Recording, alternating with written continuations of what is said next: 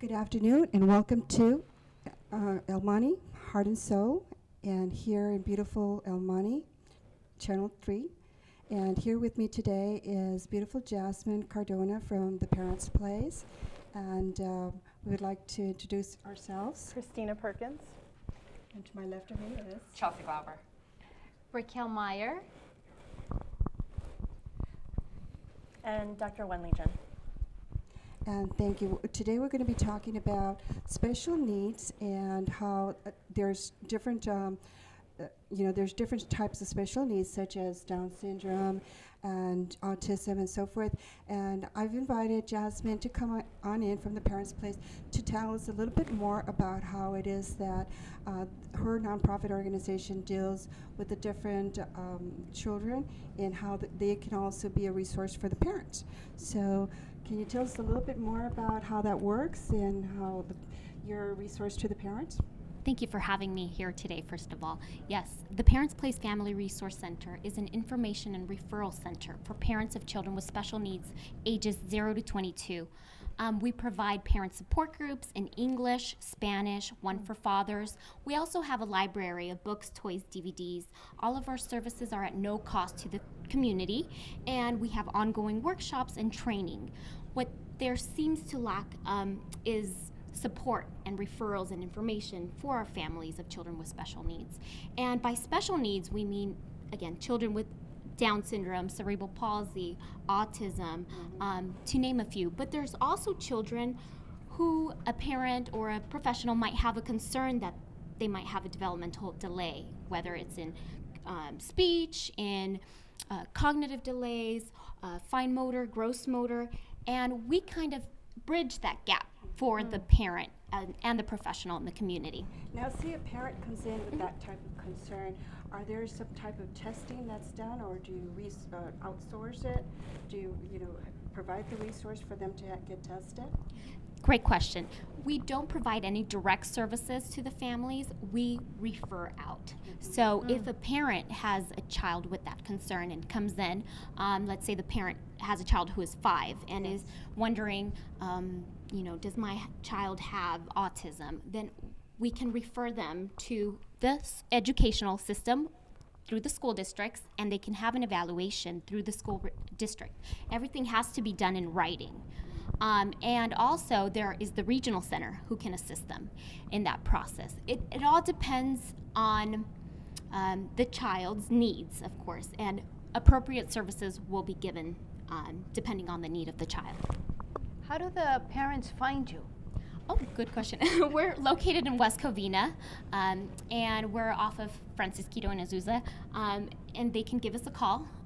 All of our services are free. We're open Mondays through Fridays from 9 a.m. until 4 p.m., and 2 Saturdays out of the month to help accommodate for those working families.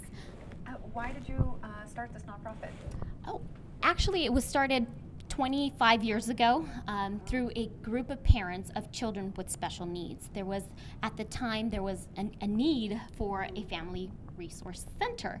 And so they founded it through Part B and Part C of the Lanterman Act. I don't know the exact title, but that was done. And we began in a small office, and now we've expanded and are able to serve approximately 5,000 people in our mailing list. Oh, wow. And Pretty impressive. yes, and around 200 or 150 people face-to-face contact a month. And Jasmine, I know that we worked in the past with having a booth at one of your events. Can you tell us about that event that you host every year? Oh yes, we have our Information Fair and Festival every year, the last Sunday in the month. We have booths, 110 booths at Cortez Park in West Covina. It's a free event for families. The agencies that attend the fair are all agencies that work with children with special needs.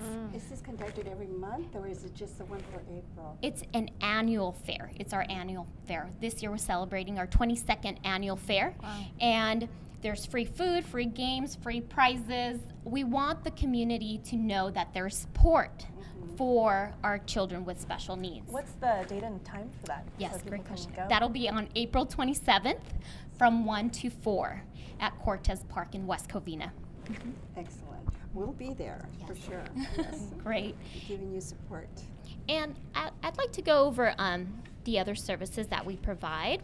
I also help facilitate a play group for parents of children 0 to 3 years of age. We do circle time, we sing songs, we have different activities set up. I have a schedule set up for them. It's a parent and child participation class, and that's twice a month. It's also at Parents' Place. And Is that held during the week or during the weekend? Thursdays. It's the second Thursday and the last Thursday of the month. And in addition, we also have what are called activity boxes. Let me show you. I'm sure the children get very excited when they see these yes. colors. Are we gonna play? I think we're getting excited to see it. Right? I was like, Do we get a chance to play? I know.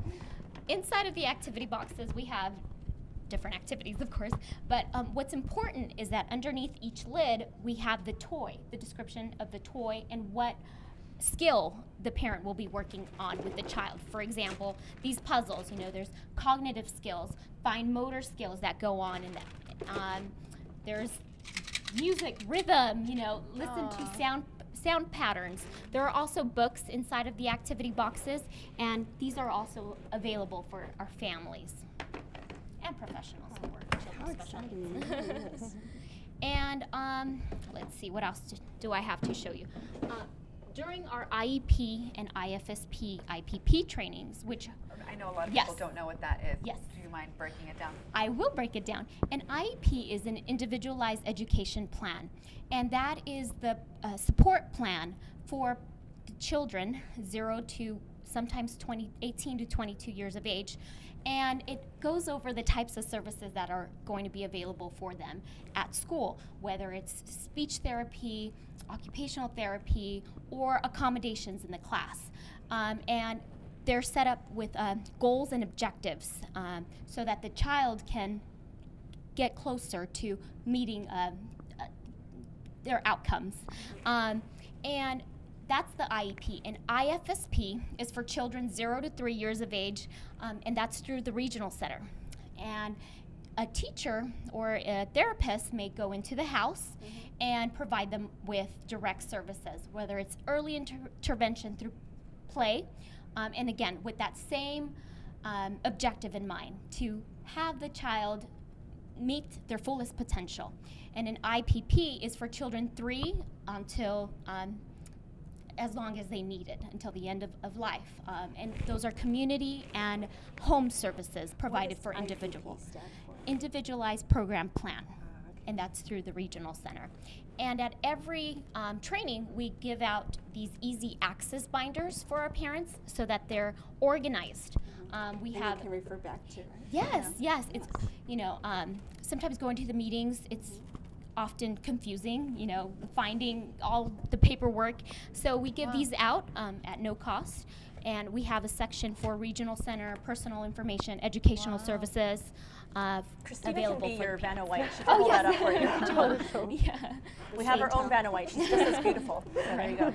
So health information, like I said, regional center, education, CCS services, resources, and a parent portfolio notebook.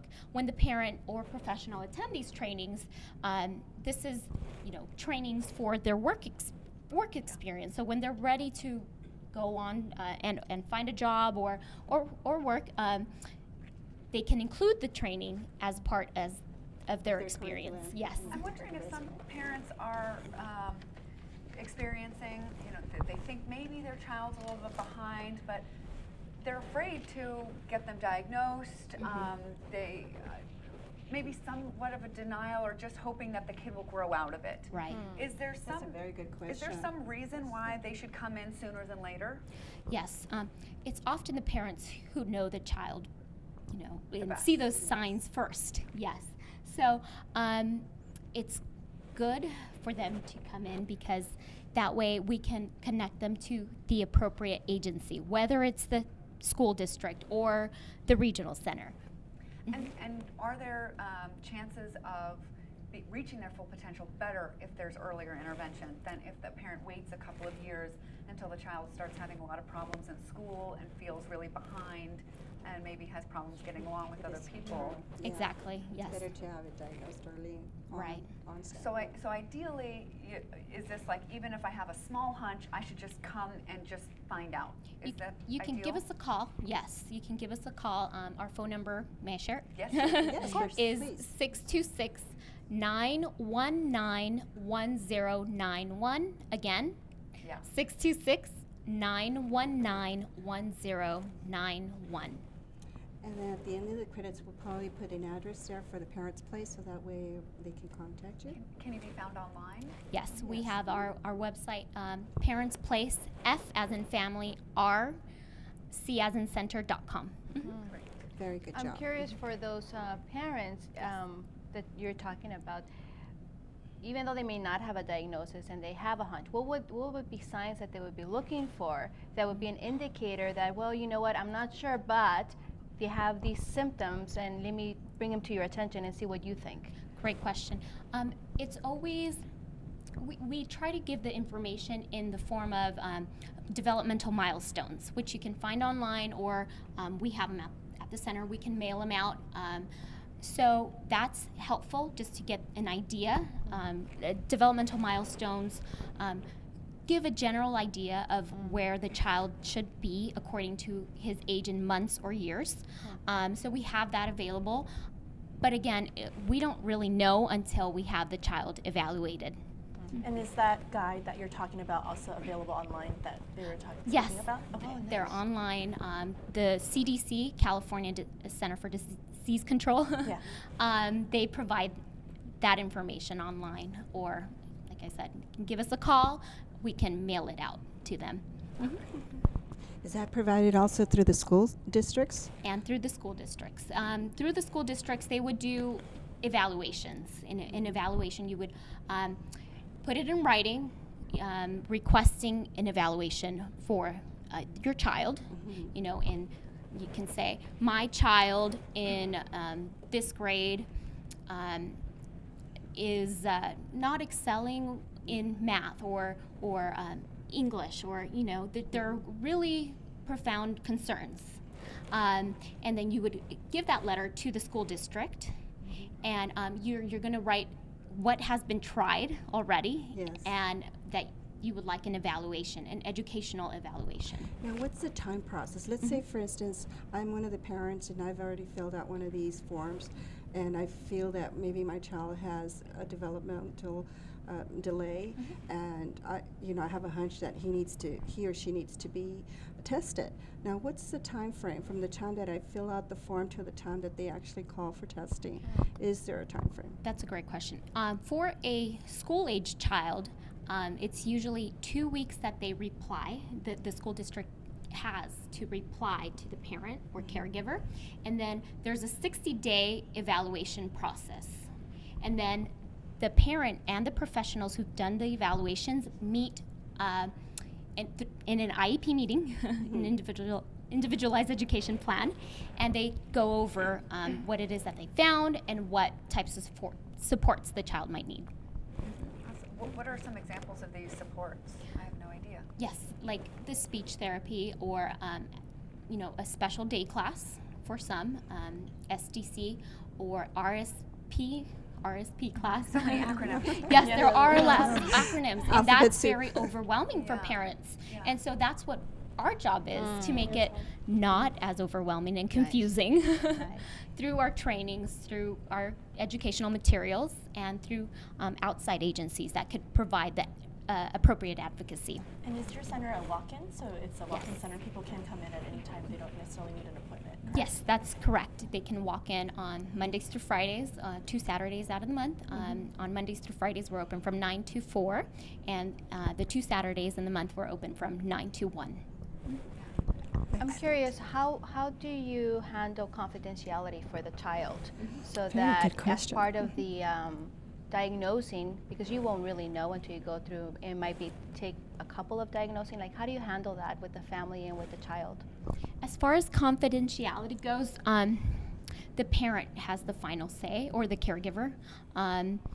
But what do you mean by confidentiality? Well, because like, do you call them out in the middle of the classroom? Hey, you have your, your testing right now for your special education.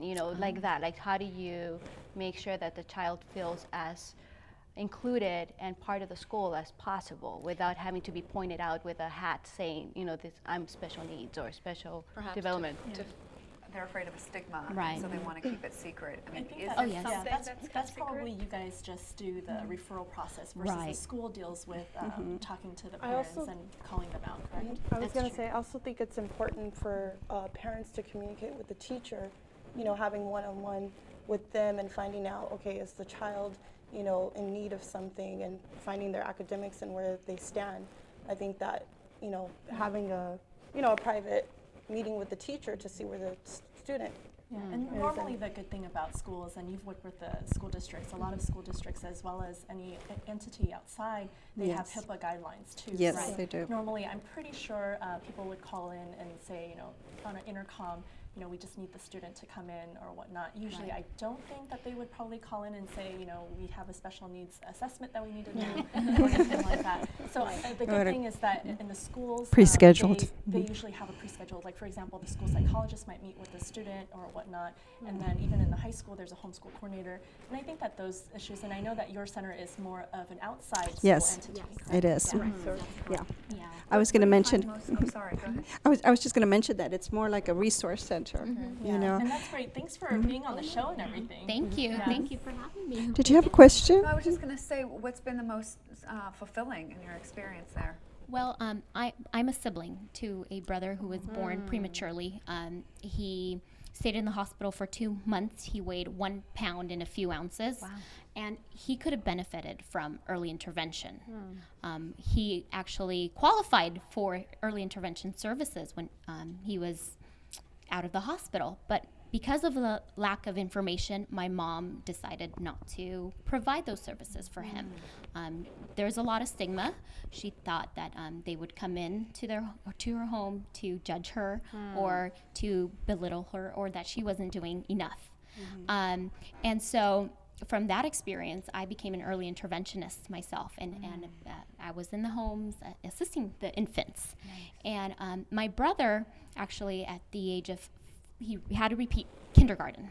He repeated kindergarten because my mom thought, no, he just needs another year. He went through elementary with Fs, and that's very devastating for Yeah, a for the family and, to yeah, for a them, child, for a yes. school-age child to go through. It wasn't until 2 years ago that he got evaluated, and now he has the accommodations. But it went on for so long.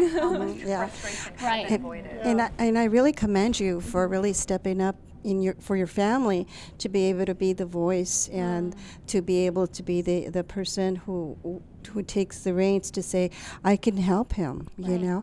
And I really want to thank you, Jasmine, Thank to you. actually Thank come you. in. And we've run out of Appreciate it. time, Okay. but thank you once again for coming. Thank you so and much. I really enjoyed having you here. Thank you. We'll be right back. Stay tuned.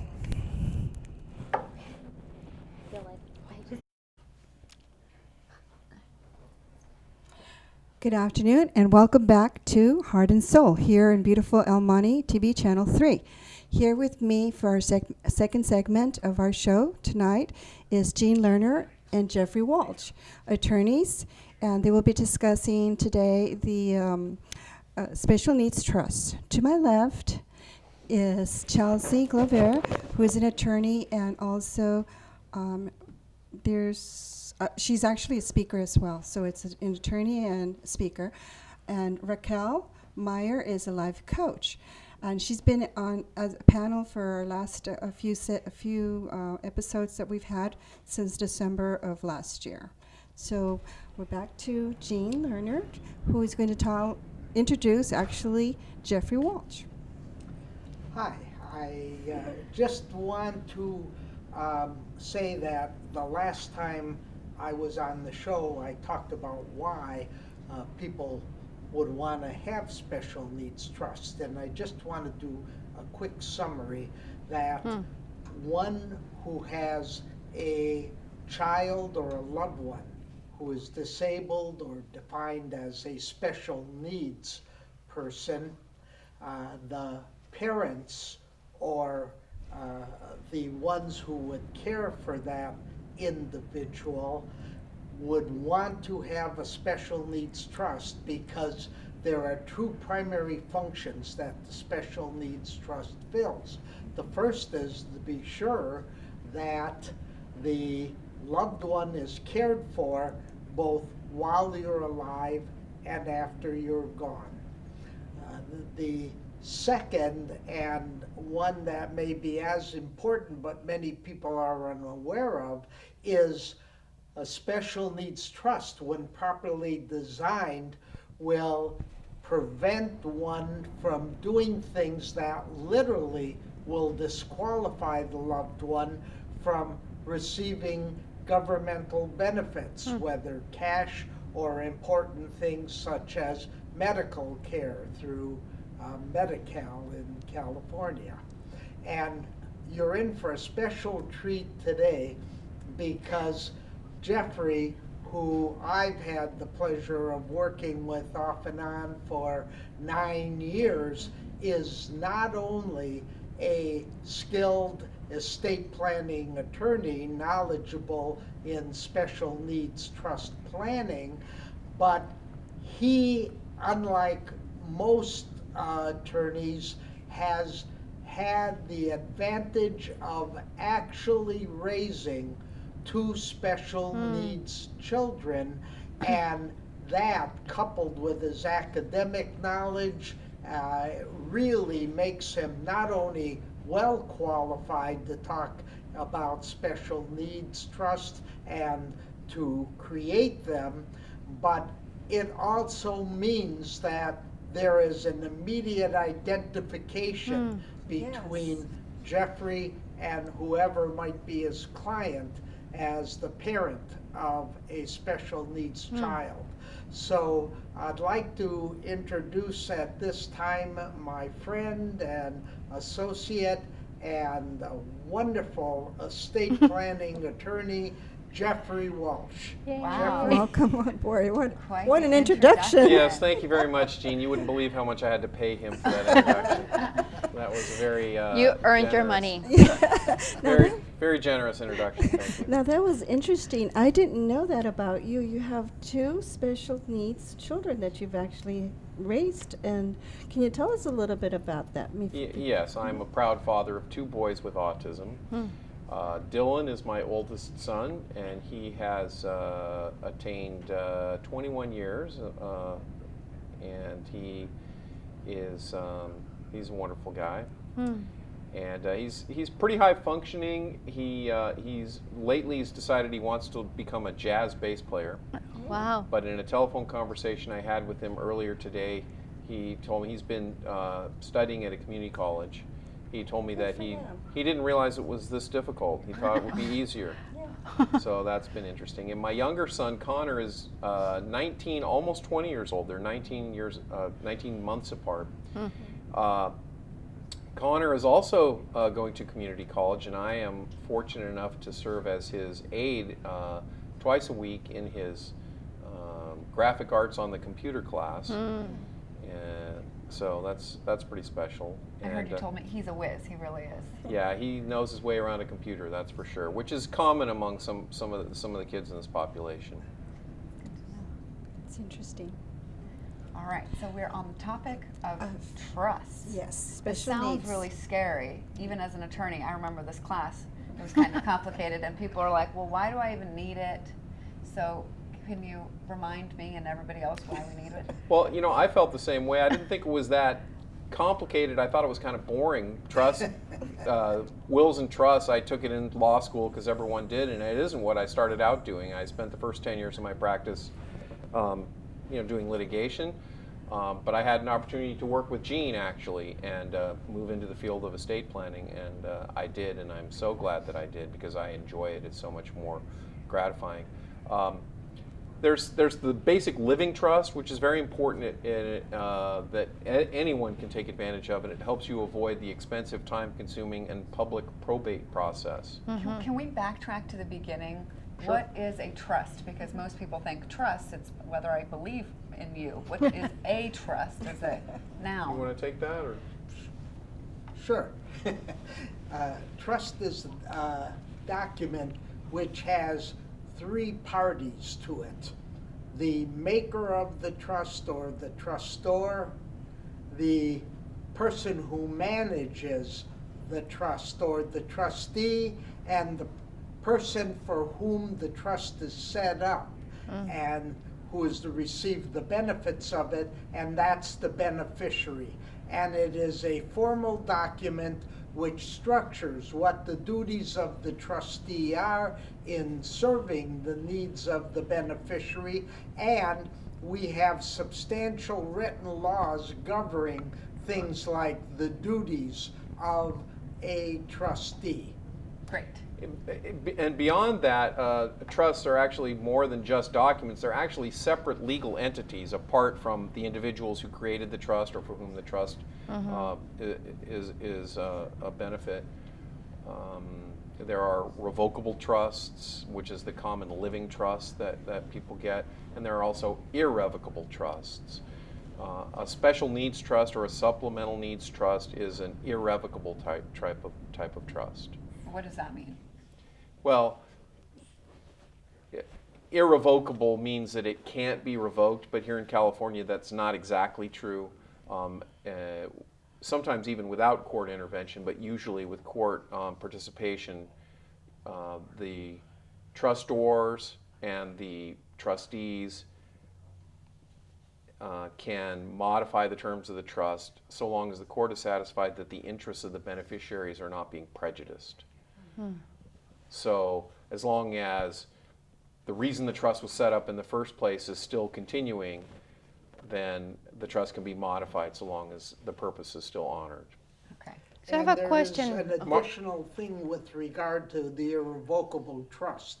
It has its own tax ID number, and it is a freestanding entity in that the beneficiary and the trustor who made the trust are not directly involved personally, which is what allows us to do the asset protection aspect of it and some of the other things that are important in being sure we don't disqualify the beneficiary from the benefits that are available. Raquel had a question. Yes, I mean, I have a trust for my family. So I obviously, even though today we're going to be talking about the ones specifically, right, the supplemental one, I think we should all have it. You know, I have 2 young kids and a home, and I want to make sure that they're taken care of, you know, and not be abandoned in case of something happening. So it's a responsible thing for all of us to do, I think. But with regards to specifically the supplemental aspect of it, I'm curious if you could share what is it that the parents should know and what to ask for to make sure to protect the benefits for these children. Can you share about that? Of course I can. First, I would encourage parents to make sure that if they're retaining an attorney to assist them in this area, that they make sure that that attorney is knowledgeable in this field. How do they do that? How do they check? Well, you know, they ask questions. Do you have any experience with special needs planning? Do you know what a special needs trust? Have you done them before? And have them try to get them to give them an essay question to let the attorney try to impress you with how much they know. Because, you know, I mean, not because you want to be impressed by what they know, but you want to just find out if they're knowledgeable in that area. I mean, I could give you a list of questions that you'd want to ask, but I don't have that in my pocket at the moment to hold up for the camera. But the important thing about a special needs trust or supplemental needs trust is it is an irrevocable trust. And in order, as Jean was referring to earlier, in order to qualify for certain governmental benefits, SSI or supplemental security income from Social Security, which many people who have developmental disabilities are entitled to receive, and especially Medi-Cal, they cannot have more than $2,000 in their bank account, for example. So the amount of assets they can have is limited, because the government's going to say, well, you're very well off, so you don't really need this government assistance. It's pretty needs-based, if you know what I mean by that term. But if you put assets in a special needs trust, that is an irrevocable trust, so it's a separate legal entity from the disabled individual, and they do not actually own those assets. So it's not considered when